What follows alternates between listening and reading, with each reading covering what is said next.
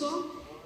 Hay muchas cosas que tenemos que hacer en ese respecto, entonces estoy muy interesada en escuchar las distintas perspectivas de nuestros panelistas. Con nosotros va a estar Juan Carlos Reyes, el presidente de la Comisión Nacional de Activos Digitales de El Salvador. También lo va a acompañar Miguel Eduardo Serafín Flamenco, que es el director y secretario. Después vamos a tener una presentación de José Javier Miranda, del Instituto Salvadoreño de Contadores.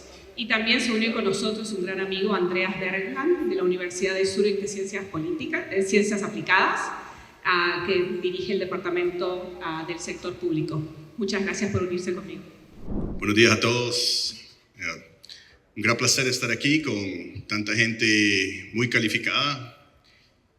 También les doy una bienvenida al lindo país de El Salvador, que también somos conocidos mundialmente como Bitcoin Country, el país de Bitcoin.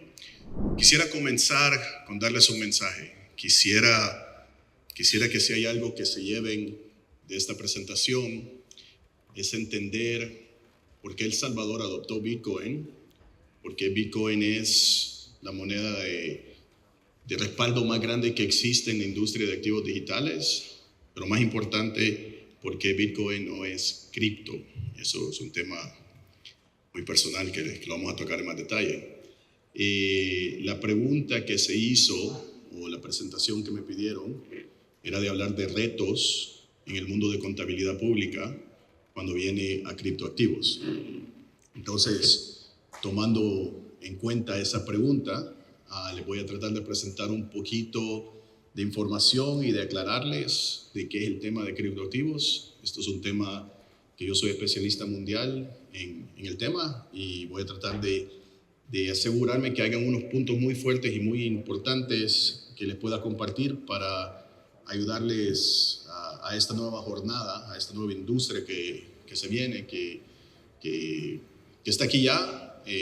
Me comentaba alguien hace poco de que esto es algo muy nuevo, pero tiene 15 años de estar en existencia, más de 5 años de solo Bitcoin haber pasado $1 trillón en capital. Entonces, relativamente no es algo nuevo, pero sí es algo nuevo para los contadores y sí es un reto muy fuerte. Entonces, para darles un poco de detalle de lo que vamos a hablar, primero les voy a explicar sobre El Salvador, sobre Bitcoin, sobre por qué no somos cripto. Les voy a explicar la diferencia entre Bitcoin y criptomonedas. Vamos a hablar de Bitcoin como instrumento financiero y después vamos a hablar de los retos en el presente con los criptoactivos y voy a terminar dándoles una visión del futuro, de dónde es que viene la industria y cómo lo va a afectar a ustedes. Para comenzar, todos saben que en El Salvador tenemos como activo legal Bitcoin desde el 2021.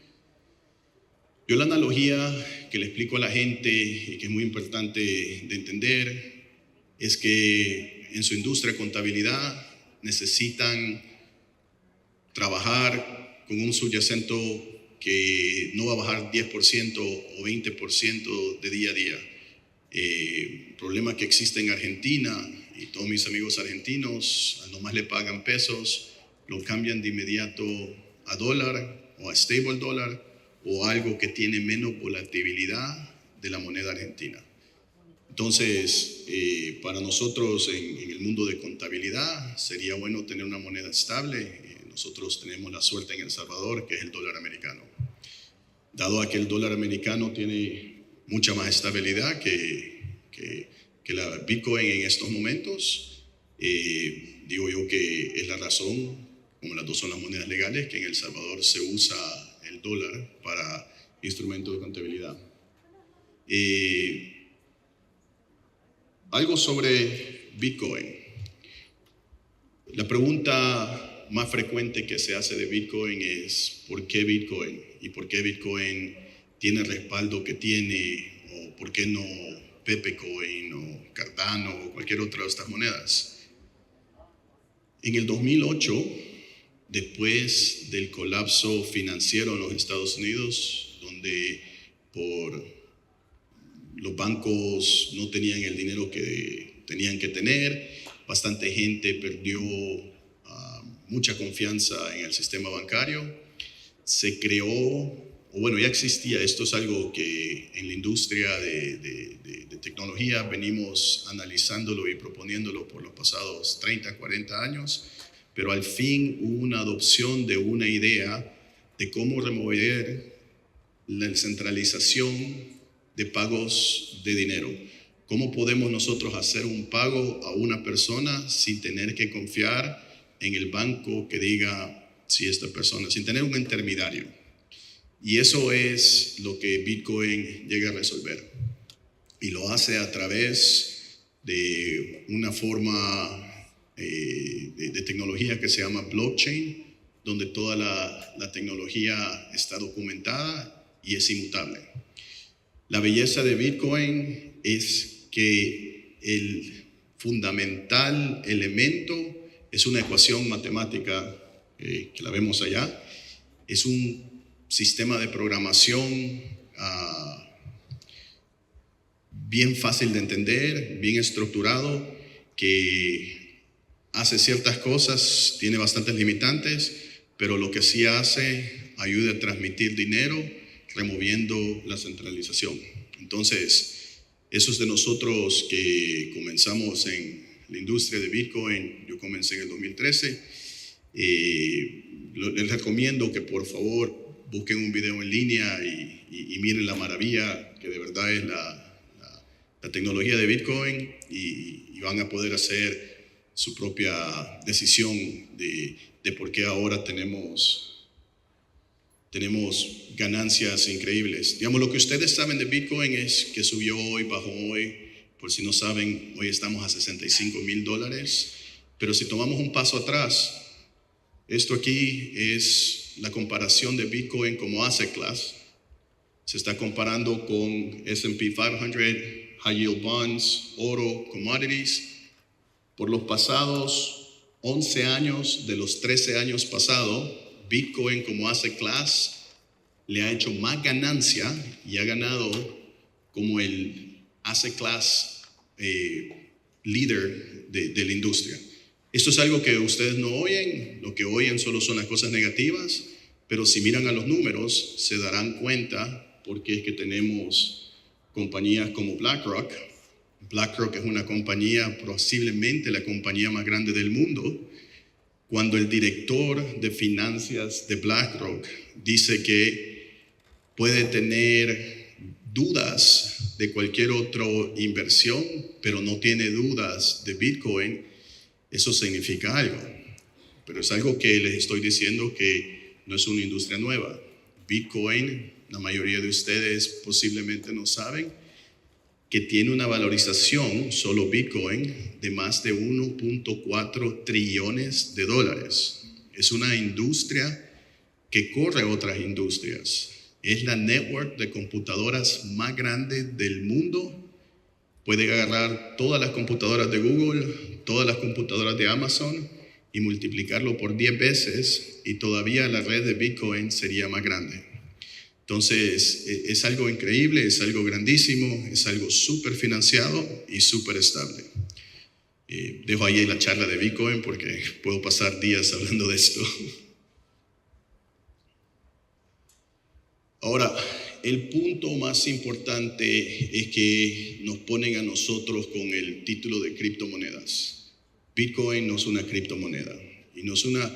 ¿De dónde viene este término de criptomonedas? Bitcoin es fuente abierta, tú puedes ir, bajar el código de Bitcoin, empezar a correr, cambiarle de nombre y empezar a correr un producto como Bitcoin. Entonces lo que pasó, bastantes personas cuando Bitcoin salió quisieron hacer ciertos cambios y correr un instrumento financiero que tuviera más apertura a los contratos inteligentes, a otras cosas que facilitan o cosas que vieron ellos que Bitcoin no tenía. Entonces, inicialmente desde el 2008 hasta el 2015, se crearon bastantes proyectos que sí tenían un enfoque financiero y todos estos proyectos con un enfoque financiero no tienen el respaldo, el tamaño y el soporte que Bitcoin tiene. Entonces, en la industria financiera decimos que bajo un lente financiero todos los productos de moneda digital que tratan de mimic o ser como Bitcoin van a ir a cero. Y eso ha pasado muchas veces. Entonces, Bitcoin es único y de ahí tenemos otros productos financieros como criptoactivos que tratan de ser productos financieros, pero al mismo tiempo existe una tercera clase de productos que es, por ejemplo, Ethereum. ¿Cuánta gente aquí ha oído de Ethereum? Unos cuantos, pero Ethereum es ahora el segundo activo digital con más valor en el mundo, en el ecosistema de activos digitales. La valorización está casi a $500 billones y es la evolución de Bitcoin.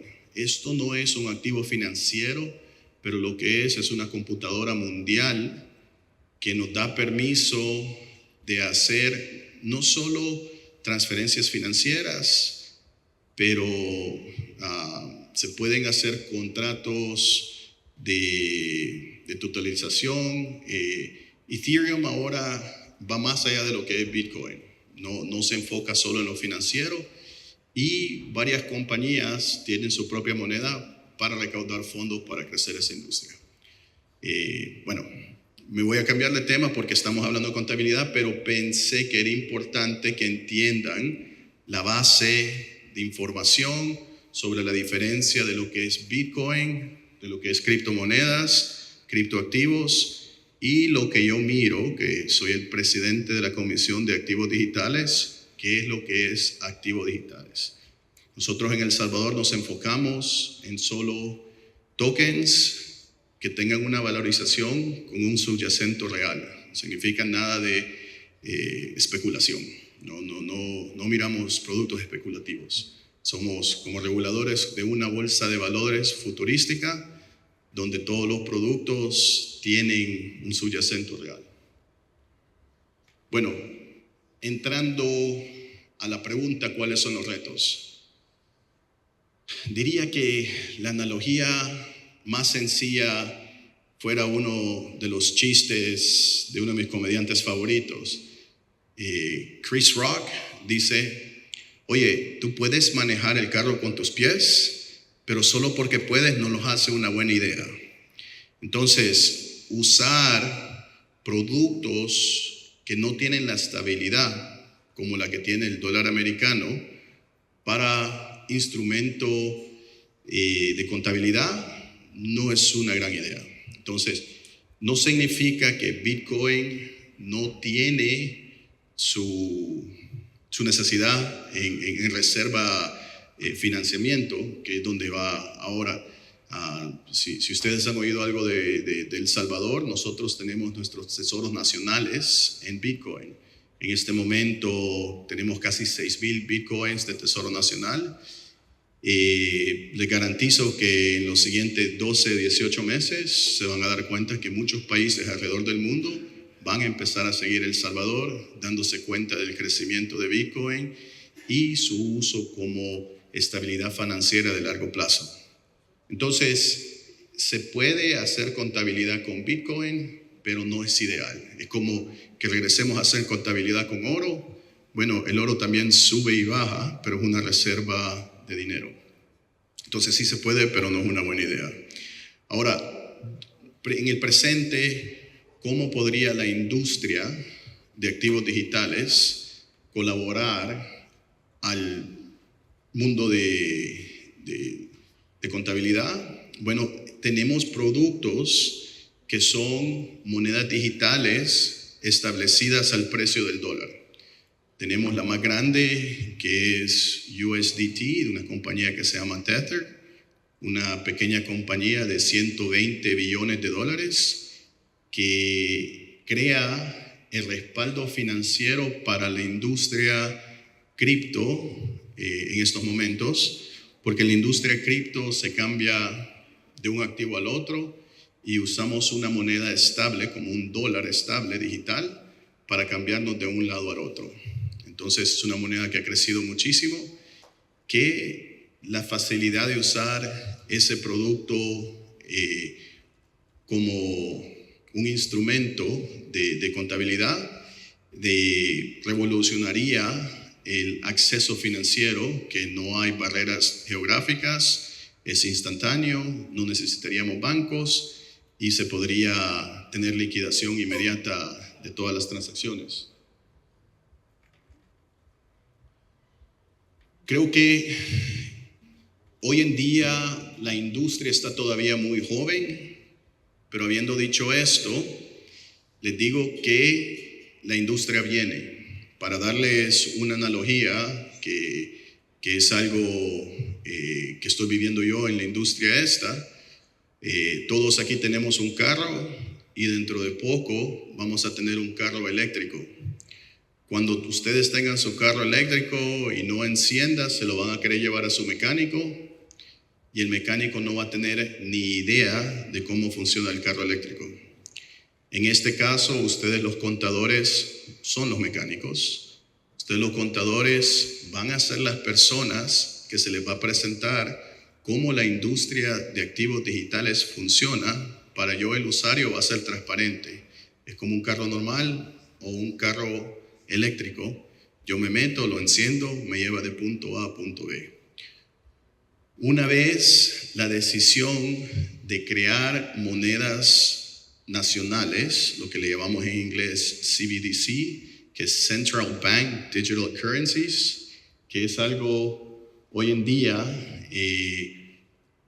la mayoría de países desarrollados, que incluye casi el 98% del PIB mundial, está analizando la implementación de monedas estables del Banco Central.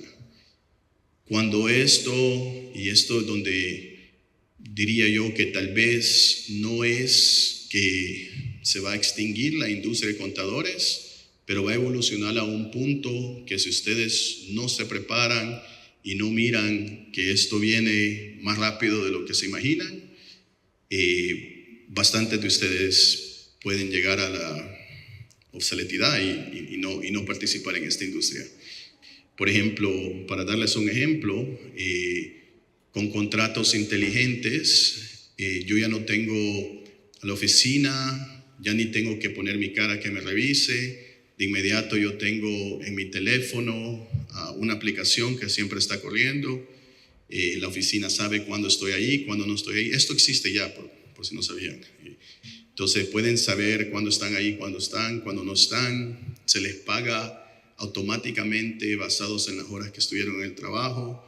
Todo esto se puede hacer sin interacción humana, con un contrato inteligente que el 15 del mes analiza las horas que se tabularon que usted estuvo ahí y de inmediato ya no se necesita ni el banco, ni Ministerio de Hacienda, ni nada. El país inmediatamente en tu monedero nacional, de tu moneda del país, te da tu pago instantáneamente. Estas son cosas que se pueden hacer ya con la tecnología que tenemos, pero no se ha comprobado y implementado. Yo pienso que todavía faltan unos 5 o 10 años antes que se implemente, pero sí se está haciendo pilot projects. Más que todo en Asia, hay proyectos muy interesantes de cómo la introducción de criptomonedas, de blockchain technology y contratos inteligentes están automatizando todo lo que antes usábamos abogados, contadores. ¿Puedo hacerles una pregunta aquí y pueden levantar la mano? ¿Cuántas personas aquí han usado ChatGPT? Los felicito. Entonces, si lo han usado y lo empiezan a usar más de 10 veces, se van a dar cuenta qué tan fácil se les hace la vida. Y también si son abogados, se van a dar cuenta de qué tan fácil pueden ser reemplazados. Lo mismo va a pasar con la industria de blockchain y los contratos inteligentes. Cuando tengan tiempo y se eduquen más en esta materia, se van a dar cuenta que las posibilidades son como las que tenemos con ChatGPT y la industria legal. Eso va a ser ahora blockchain y contratos inteligentes. Muchas gracias. Tengan todos muy buenos días. Para mí es un gusto estar acá. Gracias a la organización del Foro de Contaduría Gubernamentales de América Latina. También a la organización de este panel, con Agustina, con José, con Andreas y bueno, Juan Carlos, que también me precedió en esta intervención. Para nosotros como país y en especial como Comisión Nacional de Activos Digitales, es verdaderamente un orgullo poder presentarnos ante foros internacionales para decirlo con total honestidad, a poder presumir lo bueno que nosotros hemos estado realizando en materia de crecimiento económico por medio de esta nueva tendencia. Desde la cuarta revolución industrial, que uno inicialmente lo veía como un postulado teórico hace unos 10 años, hoy en día estamos viendo de que realmente los activos digitales son el motor de una nueva industria que es pujante, que es creciente y que está generando también valor agregado. Retomando lo que acaba de decir Juan Carlos, yo soy abogado, espero no desaparecer en el corto plazo, pero realmente para nosotros es una oportunidad de abrazar el conocimiento de este tipo de industrias. No espero quitarles mucho tiempo, solo 10 minutos realmente, porque este espacio se denomina ¿cuáles son los desafíos para la contabilidad gubernamental referente a activos digitales? Pues el desafío es uno solo y luego vienen todas las consecuencias. Entender qué son los activos digitales y cómo funcionan. Yo sé que ustedes habrán escuchado en noticias que Bitcoin, Ethereum, que Cardano, que Dogecoin, y solo se empiezan a escuchar nombres como que si fuesen fichas de algún tipo de imaginación que no es real, pero no es así. Todo esto tiene una estructura que tiene en sí misma funcionalidad, valor, y poco a poco estamos viendo que tiene un nivel de adopción. Yo sé que en términos contables lo que se busca es llevar un control sobre cuáles son entradas, salidas de dinero, llevar los controles sobre solvencia, liquidez, volatilidad, etc. ¿Qué es lo que sucede cuando nosotros ya llevamos recorrido cierto nivel de tiempo? Una vez entendido cómo funcionan los activos digitales, realmente vemos de que no es algo que se encuentre a 10.000 kilómetros de la estratosfera. Realmente es algo fácil de utilizar. Lo único que tenemos que saber es cómo utilizarlo. Eso, por ejemplo, sería como el mismo reto de cuando antes únicamente teníamos activos con un valor intrínseco fijo. Y después, cuando se le vino el reto de ahora vamos a incorporar algunos intangibles, híjole, ¿cómo contabilizo, por ejemplo, la marca? ¿Cómo contabilizo acciones que la empresa tenga invertidas afuera? También tiene un nivel de volatilidad. Entonces, los mismos postulados son predicables respecto de este nivel de activos digitales, pero las complejidades vienen en el entendimiento de cómo funciona. Vamos a ver. Vamos a ver. No, la verdad no era así tan rápido esto, pero ahí está, ahora sí. Vamos a ver. Un año de éxitos. La Comisión Nacional de Activos Digitales, con la presidencia de Juan Carlos Reyes, que él es salvadoreño, pero regresó al país para contribuir para esta industria.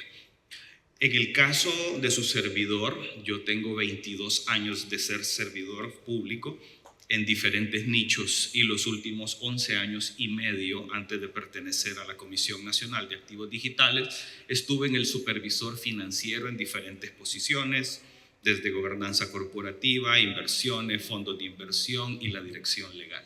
Entonces eso es lo que nos da es cierto bagaje sobre cuál es el terreno en el cual se monta respecto de activos digitales. Vemos, y digamos es una representación gráfica de lo que realmente ha estado sucediendo a nivel histórico. Cómo nosotros hacemos una representación del dinero, de moneda, de algún elemento tangible o intangible hoy en día que nos sirve o nos facilita el intercambio de bienes y servicios.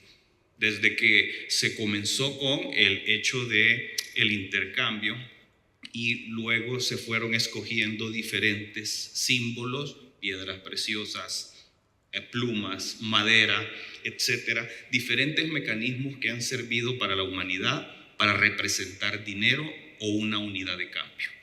En la parte final, 9 de junio de 2021, con la visión innovadora de nuestro presidente, adoptamos Bitcoin como moneda de curso legal. Eso posicionó a El Salvador como el país que abrazaba el reto de poder decir el mundo de activos digitales puede ser introducido a una economía formal gubernamental.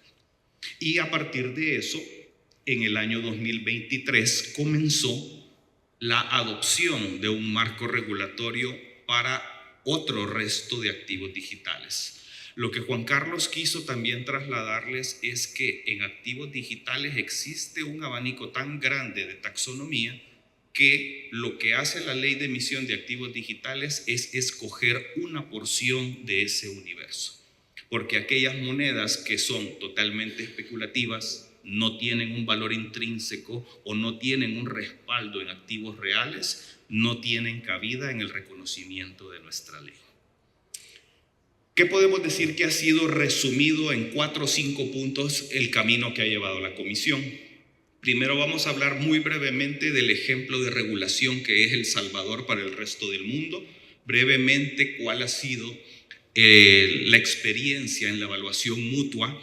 El Salvador fue el primer país a nivel mundial que ha superado la 4ª ronda de evaluación mutua de Gafilat, en el cual participó el componente de activos virtuales, lo que llaman ellos en su vocabulario.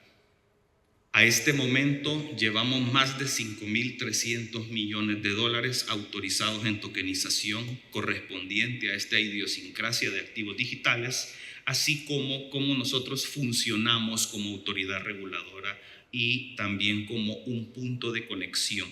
Al final, yo creo que el mensaje va a ser que la Comisión Nacional de Activos Digitales se pone a la disposición de todos ustedes para poder colaborar en la construcción de un ecosistema a nivel regional. Vemos rápidamente, porque me quedan poco más de 3 minutos. El Salvador ha sido reconocido por esta fuente que es CoinGov, que es una empresa mundialmente reconocida instalada en Irlanda. La ley de emisión de activos digitales es la 2ª mejor regulación del mundo. El Salvador una vez más se posiciona como un país de innovación, de vanguardia y que está haciendo bien las cosas. Esto lo que requiere es un esfuerzo para ir haciendo de la regulación un ecosistema que sea seguro y que de verdad atraiga beneficio para toda la población. Nos enorgullece decir que nuestra regulación detrás de Suiza, pero está encima de Japón, Alemania, Turquía, Emiratos Árabes Unidos y otras potencias mundiales a nivel económico. Y que El Salvador, el pulgarcito de América, sea reconocido a nivel mundial, ya también para nosotros nos pone un reto adicional de potenciar esta realidad. No los voy a aburrir con mucha lectura, estos son solo 2 comentarios que están plasmados en el informe de evaluación mutua hecha por Gafilat, en el cual a la Comisión Nacional de Activos Digitales, a pesar de ser una institución nueva, es decir, entró en funcionamiento el 1 de febrero del año pasado y ya con la nueva administración desde el 5 de septiembre del año pasado, hemos logrado ser reconocidos como una institución supervisora de vanguardia y que aplica controles con enfoque basado en riesgos. Lo que les mencionaba brevemente, estos son los números que respaldan el trabajo de la comisión y es lo que poco a poco también dentro de cada una de sus jurisdicciones van a comenzar a explorar. De hecho, esta industria se estima que para el año 2030 va a tener el potencial de colaborar con 16 trillones de dólares a la economía mundial. Entonces, eso es uno de los aspectos que está al frente de nosotros y dependerá de cómo nosotros hagamos ese reto. Los números de abajo son la tasa de aprobación. Nosotros en este año hemos recibido más de 100 solicitudes para formar parte de este ecosistema. La tasa de aprobación solo es del 18%, porque los controles son tan altos en materia de ciberseguridad, plataforma tecnológica, robustez de gobernanza corporativa y otros más, que no cualquiera está al estándar. Finalmente, este es un proceso, es muy claro, muy transparente y muy justo sobre cómo nosotros hacemos las aprobaciones.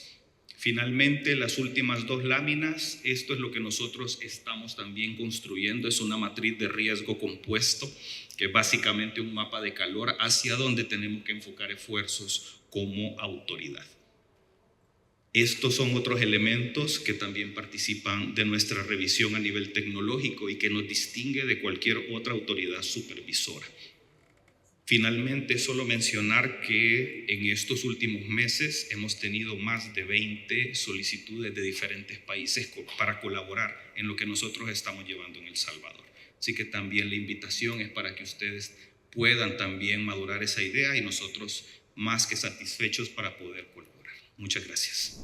Los criptoactivos, como decía Juan, es un tema que no tiene un subyacente para las palabras que nosotros manejamos en contabilidad. No hay un subyacente y los tokens sí tienen un subyacente. ¿Esto qué nos hace fácil? Porque el token lo podemos homologar como un instrumento financiero, ¿verdad? Y si es un instrumento financiero, alguien tiene un activo y alguien tiene un pasivo. El criptoactivo, no. ¿Qué pasó cuando en El Salvador se adopta la moneda de curso legal, el Bitcoin? Primero, que los contadores salvadoreños empezamos a preguntar, ¿y eso con qué lo vamos a comer? ¿No? Suerte que tuvimos el respaldo de IFAC.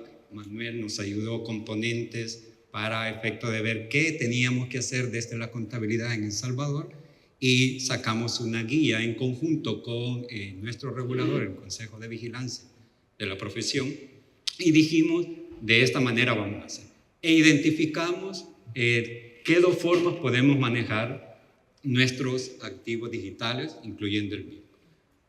La moneda en un modelo de rentabilidad del periodo, es decir, aquel que el uso de criptoactivos como medio de pago, compramos, vendemos bienes y servicios con el criptoactivo, o tenemos por la ganancia de disposición por invertir en criptoactivos, ¿verdad? En corto plazo. Entonces eso lo manejamos en un tema de corto plazo. Y luego tenemos el modelo de inversión a largo plazo, que era lo que decía Juan, que tenemos 6,000 Bitcoin en el estado, que eso lo vamos a mantener para una inversión a largo plazo, un hold, ¿verdad? Luego también algo que está trabajando la Comisión Nacional, y es el tema de los tokens, es el uso de criptoactivos como fuentes de financiamiento o token.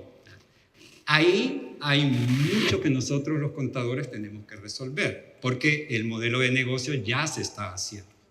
De hecho, pronto le va a llegar a la comisión una compañía que va a venir a emitir token por el 5% que le tocan a los equipos de fútbol cada vez que se traspasa a un jugador. Un equipo de fútbol, cuando forma a los jugadores hasta 21 años, cada vez que se traspasa le corresponde el 5% de él. Entonces va a venir una empresa a El Salvador a tokenizar ese 5%. Por tanto, hay que resolverle cómo vamos a contabilizar ese modelo de negocio. ¿Cierto? Tenemos el respaldo tanto de Manuel y hoy de la comisión para educar a nuestros contadores salvadoreños, porque ya se está viniendo ese modelo de negocio. ¿Qué hizo IFAC cuando se le hace la pregunta acerca de los criptoactivos? Dijo, mire, vamos a sacar una interpretación, ¿sabes? Y usted resuelva qué va a hacer, o inventario o un intangible, ¿verdad? Desde el instituto, y creo que seguimos en esta discusión, creemos que habría que darle un poco más de pensamiento a esto, ¿no? Por eso en El Salvador se sacó la guía de utilización del Bitcoin para la contabilización. ¿Por qué? Cuando nos dice eso, entonces, si estamos en NIF completas, vamos NIF 2 o NIF 38. Si estamos en NIF PYME, vamos en sección 13 de la NIF o la sección 18. Y aquí es donde estamos los contadores públicos. El sector público, NIC SP 12 o NIC SP 31. Pero ¿qué sucede? Vea lo que dijo IFAC, que para esto va a ser aquellas monedas digitales o virtuales registradas en un medio distribuido, blockchain, que utilizan una blockchain, que no es emitida por un banco central, una autoridad jurisdiccional, y que no da lugar a un instrumento financiero. ¿Okay? Entonces, todo lo demás tenemos cómo resolverlo. La cuestión es los que no tienen este respaldo. Por la perspectiva de futuro que decía de los CBDC, entonces esos sí van a ser efectivos porque tienen el respaldo de una entidad que va a ser el Banco Central. Por tanto, entonces ya está resuelto el tema del efectivo. La pregunta que nos tenemos que hacer es ¿qué desafíos tenemos nosotros? Bueno, uno, conocer. Créanme que cuando nosotros se nos viene la ley Bitcoin y dijimos, mire, ¿y eso qué tenemos? ¿Qué hay detrás de eso? Tuvimos que buscar desde el instituto gente de fuera y encontramos unos argentinos que de verdad, bueno, la doctora Gavilán, que estuvo en la primera ponencia, fue una de las que nos arropó y nos dijo, mire, nosotros sabemos, somos especialistas en esto y vamos a educar a la junta directiva del instituto para que luego ellos sean educadores. Por tanto, ya se están haciendo negocios, ya los gobiernos ya están haciendo inversiones en este tipo de activos, por tanto nos toca a nosotros los contadores entender qué es estos activos digitales y proponer tanto al IASB como al IPAC la mejor forma de registrar ese hecho económico en los estados financieros. El otro, el marco regulatorio. Al no tener un marco regulatorio para el tema de contabilidad, tenemos dos problemas. Uno, el reconocimiento y la evaluación. ¿Qué deben de considerarse en los estados financieros los criptoactivos? ¿Deben considerarse efectivos? ¿Deben de considerarse inventario? ¿Deben de considerarse inversiones financieras o deben de considerarse intangibles? Esa es la pregunta que hay que resolver en la contabilidad. ¿Cómo lo vamos a presentar en nuestros estados financieros? ¿Por qué? Porque si nosotros lo tenemos como moneda de curso legal, para el saber y entender de la moneda de curso legal debería ser efectivo.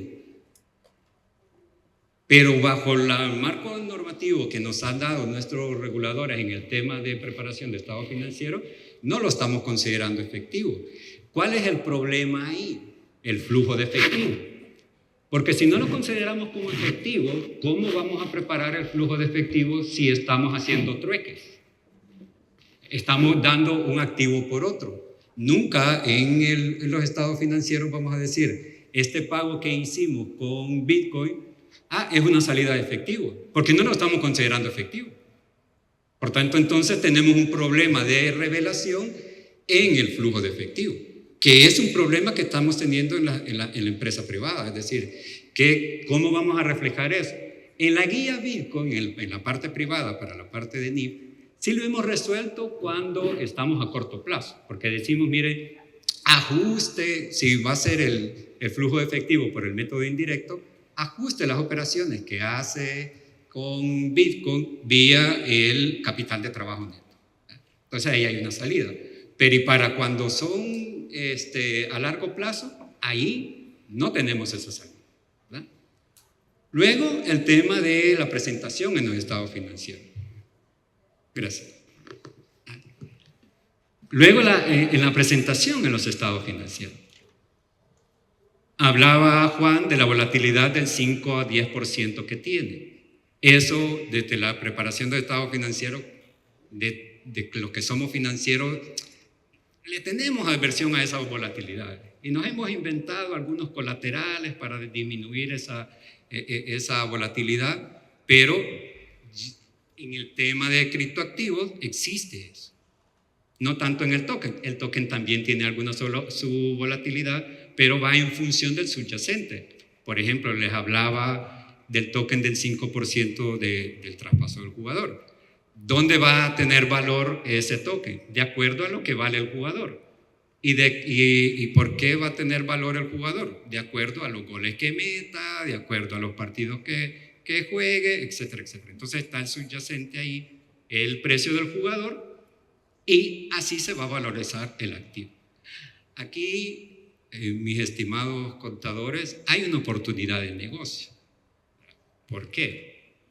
Porque si nosotros entendemos esta valoración, y en la ley de activos digitales nuestra, que como muy bien decía, es la segunda mejor del mundo, tenemos un rol los contadores, que no está regulado así, pero es el certificador. El certificador, ¿cuál es la función? Decir, si los flujos de efectivo que va a tener ese activo digital son ciertos, y si el modelo de negocio que estoy presentando para la tokenización tiene viabilidad financiera. ¿Quiénes tienen la expertise para medir flujos de efectivo y viabilidad financiera? Por tanto, no nos podemos quedar fuera del mercado. Como decía Juan Carlos, si no nos educamos, nos van a sacar. Esto es como cuando pasamos de las máquinas de escribir a las computadoras. Aquellos que no usamos computadoras o no se pasaron a las computadoras, se quedaron siempre con aquellas hojas multicolumnares y hoy ya no están. ¿Verdad? Luego, entonces, ¿cómo resolver el tema en la presentación de los estados financieros? Eso es parte de los desafíos que tenemos. La volatilidad, otro desafío, la seguridad y ciberseguridad. Al correr esto en tecnología, estamos vulnerables a una de las características que tenemos de los activos, la existencia. Vamos a tener que garantizar vía un sistema de control interno que ese activo lo seguimos manteniendo. Por tanto, debemos invertir en ciberseguridad para que no se nos pierdan, para que aún teniendo el monedero, sepamos la clave para poder acceder a ellos. Si no, aunque tengamos la billetera, pero si no podemos acceder a ellos, ya no tenemos ese activo. Por tanto, entonces, la inversión en seguridad. Y luego el tema de cumplimiento normativo. Oportunidades que tienen los activos es la eficiencia y la transparencia. Decía Juan en algún momento el tema de la trazabilidad. Muy bien, dado de que necesitamos casi el 51% de las computadoras que están conectadas a Bitcoin para poder cambiar una transacción en Bitcoin, eso es seguro. Por tanto, toda transacción que esté corrida en la blockchain de Bitcoin va a ser transparente. ¿Cuál es el trabajo de nosotros los auditores?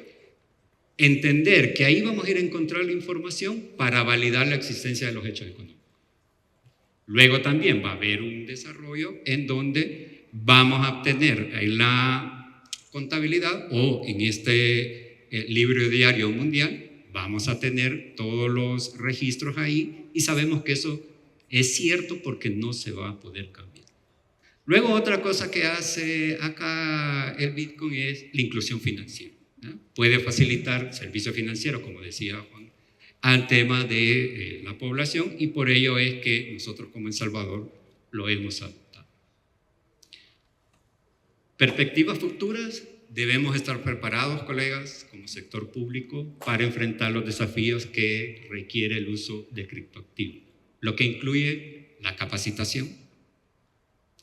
Querer entender eso, porque muchos de nuestros empleadores, muchas de nuestras instituciones nos mandan a capacitación, pero luego decimos, bueno, ¿y eso para qué me va a servir si no lo voy a aplicar? Pero si no nos queremos salir del mercado, debemos comprender los criptoactivos.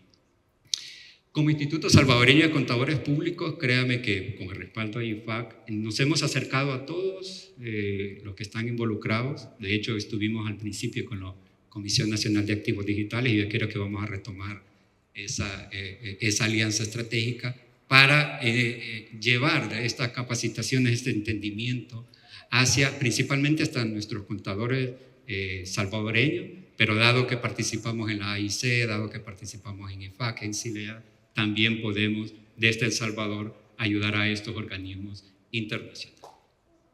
Y la conclusión, bueno, los criptoactivos en las finanzas públicas, si bien es cierto es emergente, pero ofrece tanto oportunidades como riesgos.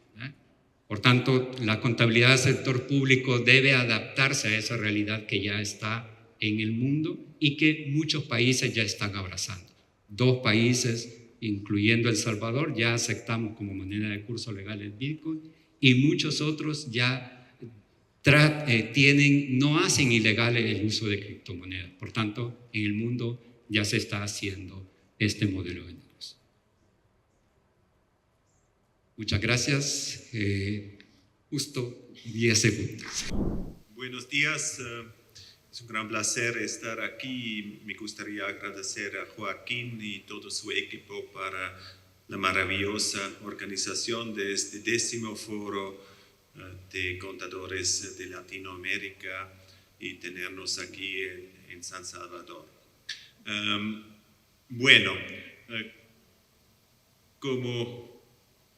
Como ustedes probablemente ya pueden anticipar, yo voy a hablar sobre la perspectiva normativa de este tema de Bitcoin y de criptomoneda, y también voy a compartir un poquito de experiencia de Suiza, que como han visto también es un país que tiene bastante actividades en este tema. Yo voy a empezar por la normativa que nosotros conocemos lo más y aplicamos lo más, que son las NIC-SP, las normas internacionales de contabilidad del sector público. Y aquí, viene la pregunta que ya escuchamos. Entonces, ¿qué es un Bitcoin? ¿Es moneda? ¿Es un inventario? ¿O es un intangible? ¿O quizás algo distinto? Y como se utiliza como moneda de transacción en algunas transacciones, entonces, esta es quizás la primera pregunta que tenemos que responder, si eso no es moneda, ¿no? Y tenemos una definición de moneda en NIC-SP 28, párrafo 9, que dice básicamente es una moneda, es un activo financiero, y en la guía de aplicación es moneda si es un medio de pago, si es la base para estados financieros y si está creando un derecho en un banco cuando se deposita, ¿no? Y entonces el tema de curso legal, aunque vamos a ver, tiene alguna importancia, no hace parte de la definición. Es decir, las NIC-SP no exigen que sea una moneda de curso legal, no lo prohíbe, obviamente, porque, claro, muchas monedas son de curso legal.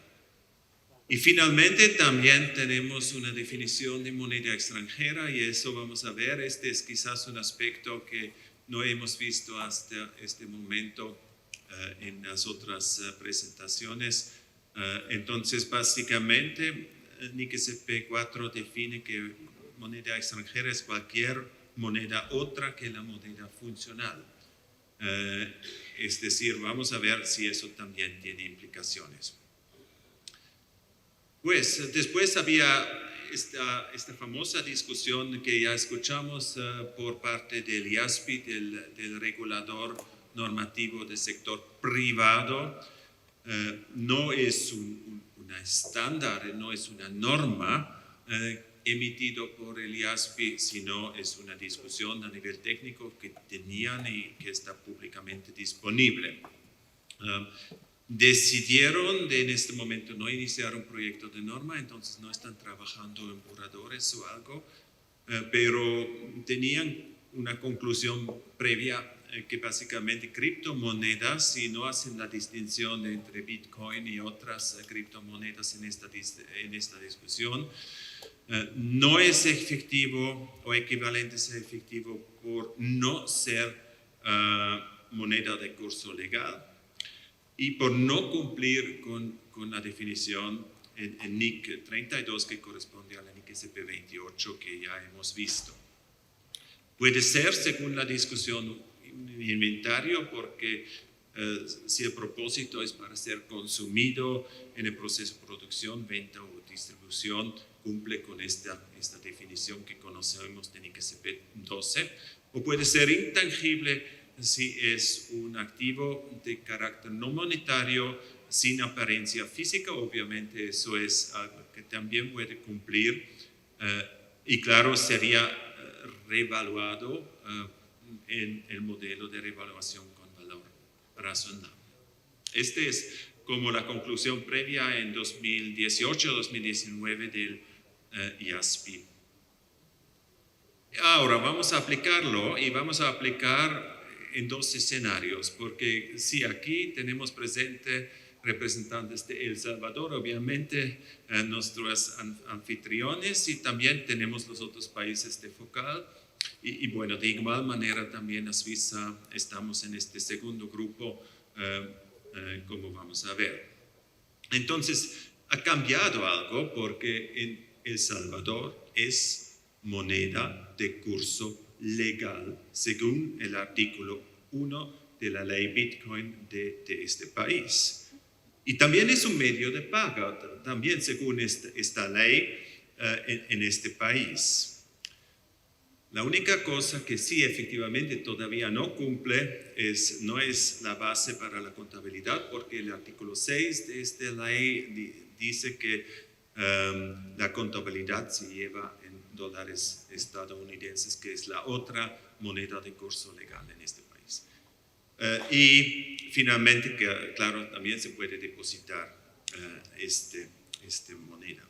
En los otros países estamos viendo como más rojo, porque claro, en los otros países no es de curso local, que tampoco normalmente es tanto utilizado por medio de pago, tampoco para contabilidad, y bueno, puede variar un poco como si se puede depositar o no. Entonces, tenemos una situación un poco diferente en El Salvador. Quiero avanzar ahora. ¿Me pueden apoyar avanzando la lámina a la próxima, por favor? Gracias. Entonces, en esta situación, una entidad tiene que determinar su política contable, y este es más una repetición de la clase que ustedes ya asistieron muchas veces, cómo se determinan políticas contables. Bueno, debe ser la información que sea relevante, debe ser parecido a lo que dispone NICSP en temas similares o en sus definiciones y criterios, y podría utilizar también otras fuentes como las NIF. Entonces este es solamente en tercer lugar. La próxima lámina, por favor, porque todavía no funciona. Ya. Este fue demasiado rápido porque me gustaría compartir también la experiencia en Suiza. No es moneda de curso local, pero sí efectivamente algunas entidades gubernamentales las aceptan. Tengo tres aquí. Tengo las ferrocarriles federales suizos, que es una empresa estatal a nivel nacional, y lo acepta para comprar pasajes. También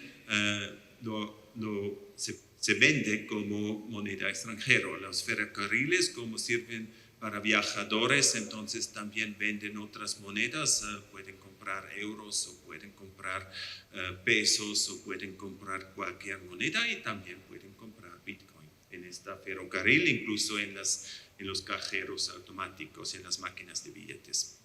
Tenemos el estado de Zug, que es uno de los 26 estados soberanos, que también acepta Bitcoin para pagos, por ejemplo, de impuestos.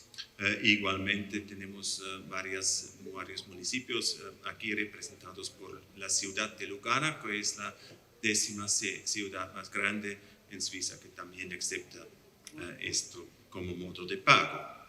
Ahora bien, entonces el tema es un poco qué hacen estas entidades, y básicamente se convierte inmediatamente en francos suizos, que es nuestra moneda de curso legal. Entonces se trata totalmente igual como si ustedes hacen un pago en Suiza en pesos colombianos o en libras turcas. usted puede pagar, pero inmediatamente se convierte en francos suizos y esta es la realidad, ¿no? La única entidad que efectivamente dispone de Bitcoin son los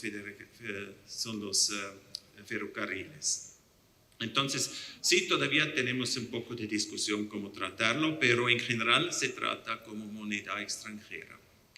Próxima lámina, por favor. Es ya la conclusión. Entonces, bueno, existe ninguna NICSP específica y hay una discusión. Por eso yo pienso que el IPSOSP debería trabajar en eso. Este es el mensaje a Agustina. Hay como tendencias para políticas contables. Si es utilizado para pagos, probablemente se representa mejor como moneda extranjera porque no es la moneda funcional, pero es la moneda extranjera como libras turcas o cualquier otra moneda extranjera. Si son minadas pero no circuladas, probablemente tiene cara de inventario. Y si es una inversión a más largo plazo, como hemos escuchado de mis compañeros, es probablemente un intangible a valor razonable. Esta es un poco la conclusión previa de mi análisis y con mucho gusto vamos a escuchar sus preguntas. Gracias. Creo que siempre que termino la sesión de Focal salgo con un poco de tareas, así que volveré con esto a Toronto y lo hablaremos. La discusión fue muy interesante. Lo que quiero decirle a los participantes es que miren el slide y si quieren votar para ciertas preguntas que ya están ahí, que lo hagan mientras yo empiezo el panel con unas preguntas. Una que salió, que es importante, es ¿cuál es el impacto del Bitcoin en el medio ambiente? Porque estamos hablando de minar las Bitcoins, necesitan bastante hardware para eso, se necesita electricidad, entonces hay un impacto en el medio ambiente y quizás podemos empezar con vos, que te veo muy eager. Juan, adelante. Bueno, vamos, les contesto de la forma más sencilla que existe. Primero, ¿cuánta gente aquí ha visto la canción Despacito? Ustedes y el resto del mundo, hay un análisis de la cantidad de electricidad de solo ver la canción Despacito en YouTube comparado a toda la minería de Bitcoin, y es casi igual. Lo que pasa es que hoy en día hay bastante desacreditación de la industria tradicional para tratar de alentar el proceso de adaptación de nuestra industria de activos digitales y Bitcoin, que salen bastantes cosas y bastantes estudios y bastantes cosas para desacreditar la industria. Pero métanse en Google y busquen Despacito y Bitcoin y les va a salir el análisis que muestra la cantidad de electricidad que se usa para ver esa canción que fue tan popular y se compara con la cantidad de electricidad que se ha usado para minar Bitcoin y se van a dar cuenta. Hay cosas todos los días que usamos nuestros teléfonos, hacemos un Google search. Yo les mencioné de ChatGPT, ustedes saben de que solo el cantidad de electricidad y processing power para hacer un search de ChatGPT es increíble. Entonces, no tiene impacto, creo que es más fear of fun, creando miedo en la industria, pero no. En sinceridad, el uso se llama Proof of Work, que es el proceso de minería de Bitcoin, es algo muy importante y muy necesario para el ecosistema de Bitcoin y no opino de que es un impacto al medio ambiente de uso de electricidad. Muchas gracias. Creo que nos hace pensar tanto en el hecho de cómo usamos las distintas tecnologías y los avances son importantes, pero también tenemos que tener en cuenta el impacto del medio ambiente y en el caso del Bitcoin no es distinto a otros usos de tecnología que tenemos hoy, así que eso es importante. Una pregunta que nos vino acá y que creo que viene con respecto, al comentario que dijiste, el Bitcoin, el subyacente es el jugador de fútbol. Y la pregunta es, primero, ¿quién respalda el valor del Bitcoin comparado a una moneda en otros países? Porque acá me dicen que es de curso legal. Pero si nos podrías hablar específicamente de eso, teniendo, la pregunta viene a ser, ¿cómo determinás ese valor? ¿Y cómo lo comparás quizás con otros activos que podés tener o pasivos, donde el subyacente es otra cosa, no es el jugador de fútbol?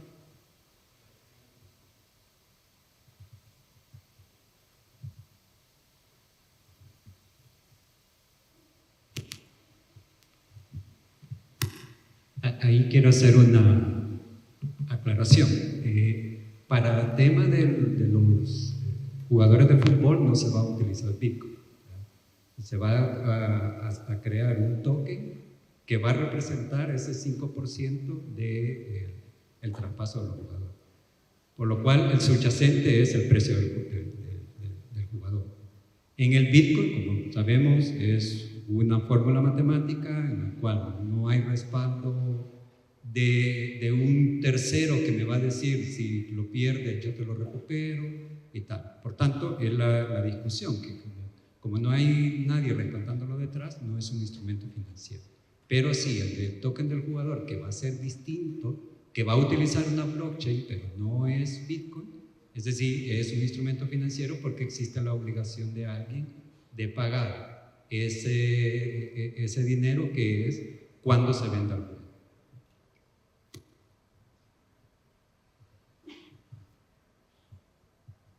Ok. La otra pregunta que tenemos es: ¿cómo se previene el lavado de dinero en este tipo de moneda? No sé quién. ¿Quieres? Gracias, sí. ¿Cómo se previene? Pues básicamente, como hemos visto, hay algunos actores dentro de todo ecosistema. De acuerdo a Gafilat, se le llama proveedores de servicios de activos virtuales. Y en El Salvador se les denomina o proveedores de servicios de Bitcoin o proveedores de servicios de activos digitales. ¿Cuál es la fórmula para poder garantizar que ese flagelo no ocurra en el ecosistema de El Salvador? Es haciendo los controles previos para que una entidad sea registrada y posteriormente pueda entrar en operación. Por ejemplo, nosotros en nuestras revisiones les pedimos que tengan controles de debida diligencia, conocimiento del cliente, trazabilidad de operaciones, que eso le llamamos KYT o conozca su transacción, así como KYB o conozca el negocio. También todo proveedor, así como ocurre con cualquier otra empresa mercantil en El Salvador, tiene que tener un oficial de cumplimiento.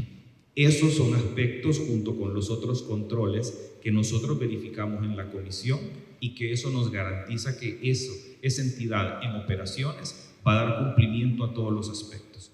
Un elemento muy importante, digamos, volcándonos ya a un aspecto más específico, es que El Salvador es el primer país que tiene un ecosistema regulatorio que nos permite aseverar que cumplimos la regla de viaje. ¿Qué es eso de la regla de viaje? Eso significa de que si yo hago una transferencia de diferentes tokens, mi información como originante tiene que ir en cada una de las transacciones hacia el beneficiario final. ¿Y eso cómo se logra? En el ecosistema de El Salvador, porque todas las blockchains o las plataformas que nosotros autorizamos tienen que tener controles de whitelisting. Eso quiere decir que todos los que intervengan tienen que estar validados, tienen que tener ya un conocimiento del cliente, de tal suerte que cada una de las etapas intermedias o como viaja la transacción lleva mi información, porque todo está al control de entrada. Es como, por ejemplo, que si nosotros, una analogía, si nosotros fuésemos a un estadio y, por ejemplo, al inicio tienes un control, te identificas. Tienes tu pasaporte, puedes entrar, compraste la entrada, y todos los que están ahí, si lo queremos ver analógicamente, jugando, pero cada uno ya tuvo un control de entrada. Y eso va a permitir que todas las transacciones sean conocidas. Entonces, pero eso se permite porque la regulación exige que existan controles de prevención de lavado de dinero, financiamiento del terrorismo, de proliferación de armas de destrucción masiva, ex ante a la aprobación. Gracias. Bastante detallado, me gustó la analogía para tenerlo más gráfico en nuestras cabezas. Una pregunta que tenemos acá, que te voy a hacer, Andreas, a vos, es: ¿cuál sería el valor razonable? Y quizás dependiendo de todas las categorías que pusiste, dependiendo de cómo se use, quizás no es el valor razonable simplemente el que usas, pero esa es la pregunta para vos. Bueno, pienso que el tema de valor razonable, por supuesto, en Bitcoin, que es una moneda, una criptomoneda muy conocida, es bastante fácil determinar porque tenemos un mercado, ¿no? Y este siempre es como el primer paso para determinar el valor razonable, es si hay un mercado activo y por supuesto pienso en caso de Bitcoin si existe un tal mercado activo, y por lo tanto es bastante fácil determinar el valor razonable, ¿no? Quizás en otras criptomonedas un poco más exóticas puede ser más difícil porque no existe este mercado activo, pero en caso de Bitcoin no puedo ver ningún inconveniente con eso. Muchas gracias. Y la última pregunta que voy a hacer, y quizás puedo tomar la respuesta de todos ustedes, y empezaremos con Juan, es ¿por qué pensás que otros países en la región no adoptaron al Bitcoin como moneda legal? Bueno,